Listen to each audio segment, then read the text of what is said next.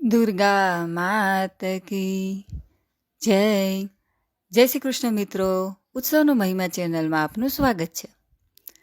દેવી કવચ. માર્કંડીજીએ કહ્યું, હે પિતામહ, જે આ સંસારમાં પરમ ગોપનીય અને મનુષ્યનું બધી રીતે રક્ષણ કરનારું છે, અને જેને તમે અત્યાર સુધી બીજા કોઈ સામે પ્રગટ ન કર્યું હોય એવું કોઈ સાધન મને કહી બતાવો. બ્રહ્માજી બોલ્યા, હે બ્રાહ્મણ, એવું સાધન તો એકમાત્ર દેવીનું કવચ જ છે, જે ગોપનીય કરતાં પણ પરમ ગોપનીય, પવિત્ર તથા બધા પ્રાણીઓ ઉપર ઉપકાર કરનારું છે. હે મહામુનિ, તે સાંભળો. દેવીની 9 મૂર્તિઓ છે, તેમને 9 દુર્ગા કહે છે. તેમના અલગ અલગ નામો બતાવવામાં આવે છે. પહેલું નામ શૈલપુત્રી છે, બીજું નામ બ્રહ્મચારિણી છે, ત્રીજું ચંદ્રઘંટાની નામે પ્રસિદ્ધ છે, ચોથી મૂર્તિને કુષ્માંડા કહે છે, પાંચમી દુર્ગાનું નામ સ્કંદમાતા છે, છઠ્ઠી દુર્ગાનું નામ કાત્યાયની છે, સાતમું સ્વરૂપ કાલરાત્રિ, આઠમું મહાગૌરી અને નવમી દુર્ગા એટલે સિદ્ધિદાત્રી. આ બધા નામ વેદ ભગવાન દ્વારા કહેવાયા છે. જ્યારે કોઈ મનુષ્ય અગ્નિથી સળગી રહ્યો હોય, યુદ્ધભૂમિમાંથી ઘેરાઈ ગયો હોય, સંકટમાં ફસાઈ ગયો હોય, તેનું તથા કોઈ ભયથી ડરી ગયો હોય અને દુર્ગાનું શરણ લીધું હોય, તેનું ક્યારેય કોઈ અમંગળ થતું નથી. યુદ્ધના સમયે મુશ્કેલી હોવા છતાં પણ તેને કોઈ વિપત્તિ ઉદ્ભવતી નથી. તેને શોક, દુઃખ અને ભય પ્રાપ્ત થતા નથી. જેમણે દેવીનું ભક્તિપૂર્વક સ્મરણ કર્યું છે, તેનો અભ્યુદય નક્કી જ છે. હે દેવી, જેઓ તમારું ચિંતન કરે છે, તેમનું તમે ચોક્કસ કલ્યાણ કરો છો, રક્ષણ કરો છો. ચામુંડા દેવી પ્રેત ઉપર આરૂઢ થયેલા છે, અને વારાહી પાડા પર સવારી કરે છે.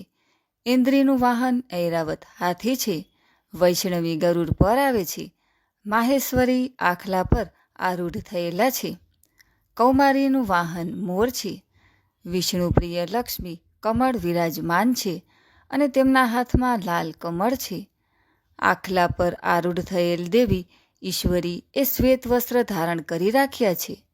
બ્રાહ્મી હંસ પર બેઠેલા છે, અને બધા જ આભૂષણો ધારણ કર્યા છે. આ બધી દેવીઓ માતાઓ યોગ શક્તિઓથી સંપન્ન છે, જેઓ અનેકવિધ આભૂષણો પહેરવાથી શોભે છે. તેમણે અનેક રત્નો ધારણ કર્યા છે, ક્રોધથી ભરેલી છે, અને ભક્તોનું રક્ષણ કરવા રથમાં બેઠેલી છે. આ દેવીઓના હાથમાં શંખ, ચક્ર, ગદા, શક્તિ, હળ, મૂષળ, ખેટક, તોમર, કુહાડી, દોરડું, કુંત, ત્રિશૂળ અને ઉત્તમ સારંગ ધનુષ્ય ધારણ કરેલા છે.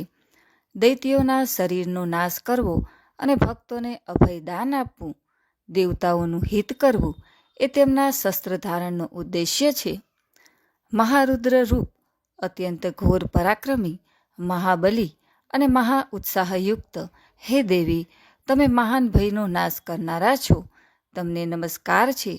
તમારી સામે જોવું પણ મુશ્કેલ છે.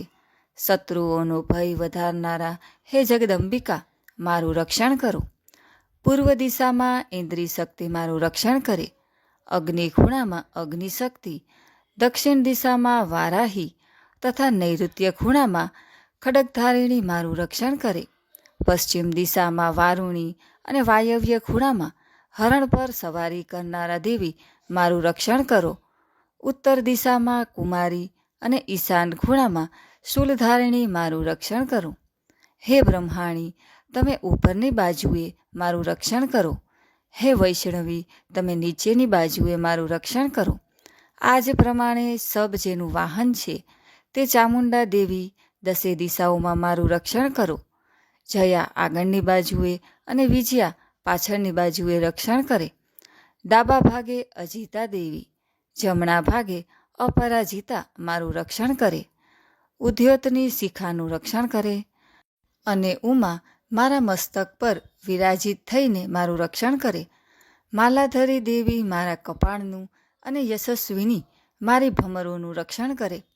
ત્રિનેત્રા ભમરોના મધ્ય ભાગનું અને યમઘંટા દેવી નાસિકાઓનું રક્ષણ કરે, શંખીની બંને આંખોના મધ્ય ભાગનું રક્ષણ કરે અને દ્વારવાસીની કાનોનું રક્ષણ કરે, કાળિકા ગાલોનું તથા સાકરી કાનોના મૂળ ભાગોની રક્ષા કરે, સુગંધા નાસિકાઓની અને ચર્ચિકા દેવી ઉપરના હોઠનું રક્ષણ કરે, અમૃતકલા નીચેના હોઠનું અને સરસ્વતી જીભનું રક્ષણ કરે, કૌમારી મારી દાંતોનું અને ચંડિકા કંઠભાગનું રક્ષણ કરે, ચિત્રઘંટા ગળાની ઘંટિકાનું અને મહામાયા તાળવાનું રક્ષણ કરે, કામાક્ષી દાઢીનું અને સર્વમંગલા મારી વાણીનું રક્ષણ કરે, નીલગ્રીવા કંઠના બહારના ભાગનું અને અન્ન નાલિકાનું કૌબેરી દેવી રક્ષણ કરો, ખડગીની બંને ખભાઓનું અને વજધારિણી મારા બંને બાહુઓનું રક્ષણ કરો,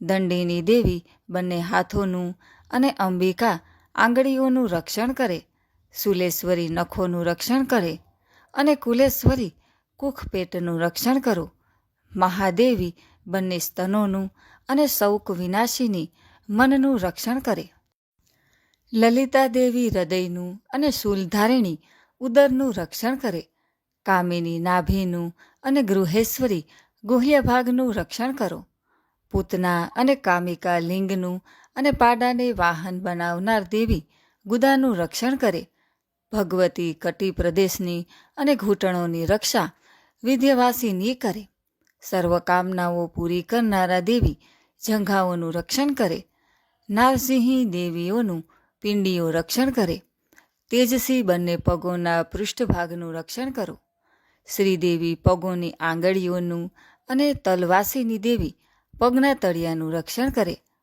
પોતાની વિકરાળ દાઢોથી ભયંકર દેખાતા કરાલી દેવી નખોનું અને ઉર્ધ્વકેશીની દેવી વાળનું રક્ષણ કરે, કૌબેરી રૂવાટીના છિદ્રોનું અને વાગેશ્વરી ત્વચાનું રક્ષણ કરે, પાર્વતી રક્ત, મજ્જા, વસા, માંસ, હાડકાં અને મેદનું રક્ષણ કરે, કાલરાત્રિ આંતરડાઓનું અને મુકુટેશ્વરી પિત્તનું રક્ષણ કરે, પદ્માવતી કમળ કોષોનું મૂળ આધાર અને ચૂડામણી કફનું રક્ષણ કરે, જ્વાળામુખી નખોના તેજનું અને અભેદા સમસ્ત સાંધાઓનું રક્ષણ કરે, બ્રહ્માણી તમે મારા વીર્યનું રક્ષણ કરો, હે છત્રેશ્વરી મારી છાયાનું રક્ષણ કરો, હે ધર્મધારિણી મારા અહંકાર, મન અને બુદ્ધિનું રક્ષણ કરો, હે વજ ધારણ કરનાર દેવી મારા પ્રાણ, અપાન, વ્યાન, ઉદાન અને સમાનનું રક્ષણ કરો, કલ્યાણથી શોભતા હે દેવી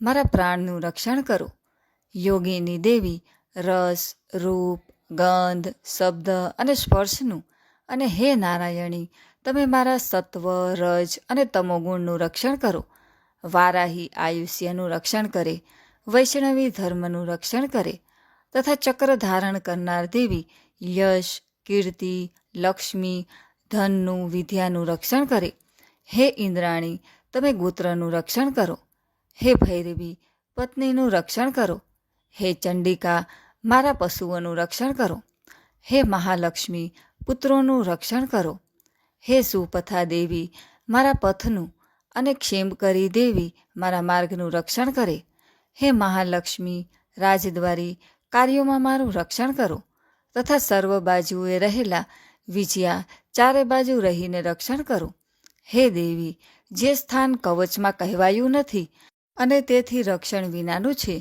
તે બધા સ્થાનો તમારા વડે સુરક્ષિત થાય, કારણ કે તમે વિજયશાલિની અને પાપનાશીની છો. મનુષ્ય પોતાના શરીરનું ભલું ઈચ્છતો હોય તો તેણે કવચનો પાઠ કર્યા વિના એક ડગલું પણ ભરવું નહીં. કવચનો પાઠ કરીને જ યાત્રા કરવી. કવચના પાઠથી બધી બાજુથી સુરક્ષિત થયેલો મનુષ્ય જ્યાં જ્યાં જાય છે ત્યાં ત્યાં તેને ધન લાભ થાય છે તથા સઘળી કામનાઓ પર વિજય પ્રાપ્ત થાય છે. તે જે અભિષ્ટ વસ્તુનું ચિંતન કરે છે તેને તે અચૂકપણે પ્રાપ્ત કરી લે છે. તે મનુષ્ય આ પૃથ્વી ઉપર અતુલ ઐશ્વર્ય પામે છે. કવચથી રક્ષાયેલો મનુષ્ય નિર્ભય થઈ જાય છે. યુદ્ધમાં તેમનો પરાજય થતો નથી તથા તે ત્રણેય લોકમાં પૂજનીય બને છે. આ દેવી કવચ દેવતાઓને પણ દુર્લભ છે, જે આ કવચનો દરરોજ 3 સંધ્યાએ શ્રદ્ધાપૂર્વક પાઠ કરે છે તેની દૈવી કલા પ્રાપ્ત થાય છે તથા તે ત્રણેય લોકમાં પરાજિત થતો નથી. એટલું જ નહીં, તે અપમૃત્યુથી રહિત થઈને 100 કરતાં પણ વધુ વર્ષ જીવે છે. તેની શીતળા, કોઢ વગેરે રોગ થતા નથી અને હોય તે નષ્ટ થઈ જાય છે. ભાંગ, અફીણ, ધતુરો વગેરેનું ઝેર કે સાપ વગેરેના કરડવાથી ચડતું ઝેર, અહીં સર્પનું ઝેર અને તેલના મિશ્રણથી બનેલું કૃત્રિમ ઝેર, આ બધા પ્રકારના ઝેર ઉતરી જાય છે અને તેની અસર થતી નથી. આ પૃથ્વી ઉપર મારણ, મોહન, વશીકરણ પ્રયોગો છે તથા આ પ્રકારના જેટલા મંત્રો, યંત્રો વગેરે છે તે બધા આ કવચને હૃદયમાં ધારણ કરી લેવાથી તે મનુષ્યના દેખતા જ નષ્ટ થઈ જાય છે. એટલું જ નહીં, પૃથ્વી ઉપર વિચરનારા ગ્રામ દેવતા, આકાશ અને પાણીમાંથી ઉત્પન્ન થતા ઉદ્દેશ માત્રથી સાધી શકાતા દેવો, પોતાના જન્મની સાથે જ પ્રગટ થતા દેવતા, આવું કુલ દેવતા, કંઠમાળા જેવા રોગો, ડાકણ, શાકણ, અંતરિક્ષમાં વિચરતી મહાન શક્તિઓ, ગ્રહ, ભૂત, પિશાચ, રાક્ષસો, બ્રહ્મરાક્ષસ, વેતાળ, ભૈરવ વગેરે અનિષ્ટકારી દેવતાઓ પણ જો હૃદયમાં કવચ ધારણ કર્યું હોય તો તે મનુષ્યના દેખતા જ ભાગી જાય છે. કવચ ધારણ કરનારા મનુષ્યની રાજા તરફથી સન્માન અને વૃદ્ધિ થાય છે. આ કવચ મનુષ્યના તેજની વૃદ્ધિ કરનારું અને ઉત્તમ છે. આ કવચનો પાઠ કરનારો મનુષ્ય પોતાની કીર્તિથી શોભા પામીને પૃથ્વી ઉપર પોતાના સુયશ સાથે વૃદ્ધિ પામે છે. જે પહેલાં કવચ કરીને સપ્તસતી ચંડી પાઠ કરે છે તેની જ્યાં સુધી વન પર્વત હોય ત્યાં સુધી તે આનંદથી યુક્ત આ પૃથ્વી ઉપર રહે છે. તેના પુત્રો, પૌત્રો, સંતાન પરંપરા બનેલી રહે છે. પછી દેહાંત થતાં તે મનુષ્ય મહામાયાની કૃપાથી નિત્ય પરમપદને પામે, જે દેવતાઓને પણ દુર્લભ છે. તે સુંદર દિવ્ય રૂપ ધારણ કરે છે અને કલ્યાણ શિવની સાથે આનંદનો ભાગી બને છે. અતઃ શ્રી દેવી કવચ સમાપ્ત. બોલો દુર્ગા માત કી જય.